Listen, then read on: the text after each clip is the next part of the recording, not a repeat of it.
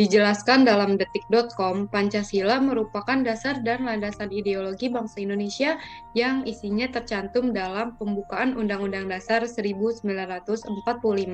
Pancasila memiliki kedudukan sangat penting sejak 1 Juni 1945, yakni pada saat Bung Karno mengemukakan konsep Pancasila dalam pidatonya di sidang BPUPKI pada masa jelang kemerdekaan. Dalam artikel detik.com disebutkan bahwa dilansir dari buku Pancasila sebagai ideologi dan dasar negara, berikut ini adalah ke-9 fungsi dari Pancasila. Yang pertama, Pancasila sebagai ideologi negara. Yang ketiga, Pancasila sebagai jiwa bangsa Indonesia. Yang kelima, Pancasila sebagai pandangan hidup bangsa Indonesia. Yang keenam, Pancasila sebagai sumber dari segala sumber hukum atau sumber tertib hukum Republik Indonesia. Yang kedelapan, Pancasila sebagai cita-cita dan tujuan bangsa Indonesia. Dan yang kesembilan, Pancasila sebagai falsafah hidup yang mempersatukan bangsa Indonesia. Lalu apa akibatnya jika suatu negara tidak memiliki dasar negara?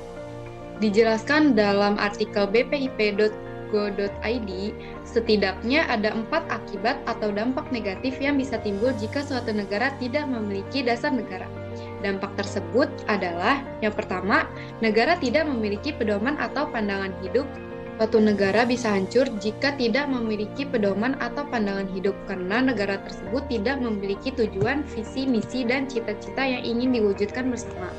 Sehingga masyarakat tidak berpegang pada nilai kehidupan dan akhirnya dapat hancur.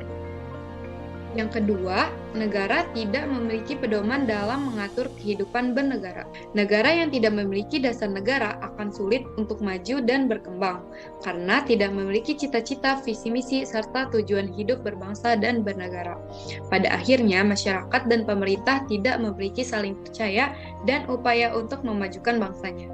Kalau misalkan Pancasila itu ada, berarti kan negara bisa tersusun dan bisa memiliki cita-cita, visi dan misi untuk membangun bangsa dan negara kan.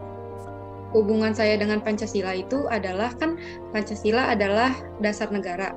Saya sebagai rakyatnya itu mengikuti nilai-nilai Pancasila dan pedoman-pedoman yang ada dalam Pancasila. Contohnya dalam bertoleransi dan berperilaku adil.